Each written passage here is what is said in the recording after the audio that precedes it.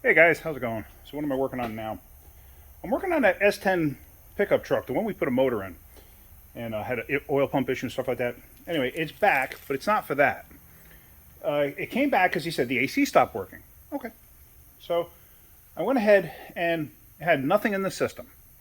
Okay, well I charged it before it left, and I know it was cold.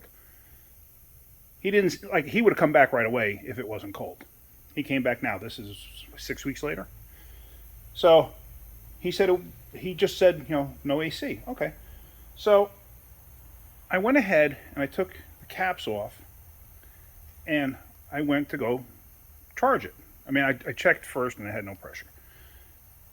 Vacuumed it down. It held a vacuum. Okay. Went to go charge it. Took a charge. Went to go take off the high side line. Check this out. Now just be mindful. Watch this real quick. Okay, that's not Freon that's coming out of the hose here. That's coming out of the line. Let me recover it and let me show you what the issue is. It's the Schrader valve, but it's not what you think. All right, so now the problem is this Schrader valve here. It's got like a weird, it doesn't actually have what you would think as a normal Schrader valve. Now, I already have the system sucked down, so it's actually in a slight vacuum. This piece on this line is replaceable. This top edge here, you can get a wrench on there, it's a crescent wrench, adjustable wrench, whatever you want to call it. Something like this. If I can get it on there, there we go.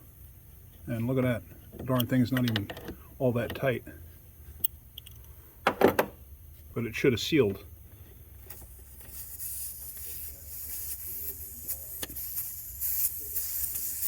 You can hear the vacuum.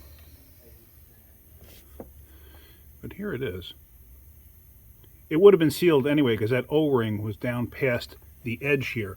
That edge is what seals it as it goes down before the threads, see that? So the O-ring passing that is what creates the seal. So it wasn't that was leaking.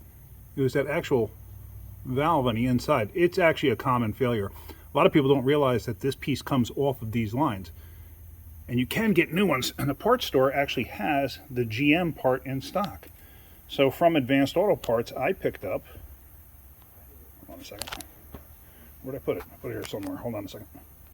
This bad boy right here, a new replacement one. Here's your part number, 524-58184. This is the GM part number. Now, don't use any other kind of oil except refrigerant oil when you're replacing these. You want to put like a drop on the threads.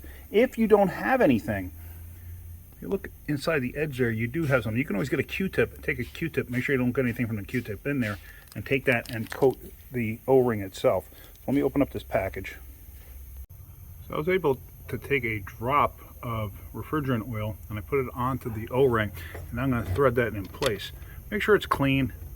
This actually is pretty clean, so I'm not too worried about it. And I can actually feel the O-ring slipping down, creating the seal. Now when you go to tighten this, you don't have to go nuts.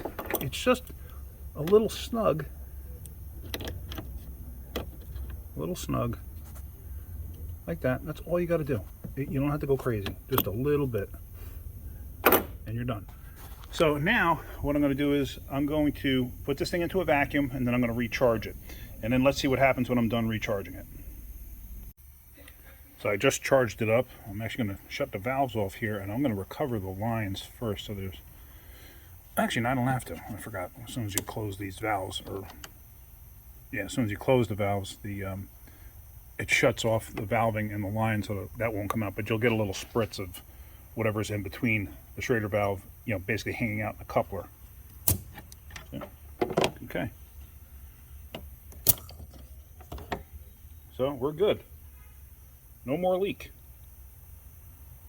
That was a pretty easy, simple repair. If you ever have an AC leak, one thing you can do is spray some soapy water on it. Windex. Windex works pretty good too. That'll help you find a leak. Obviously, this was dramatic. It's just weird.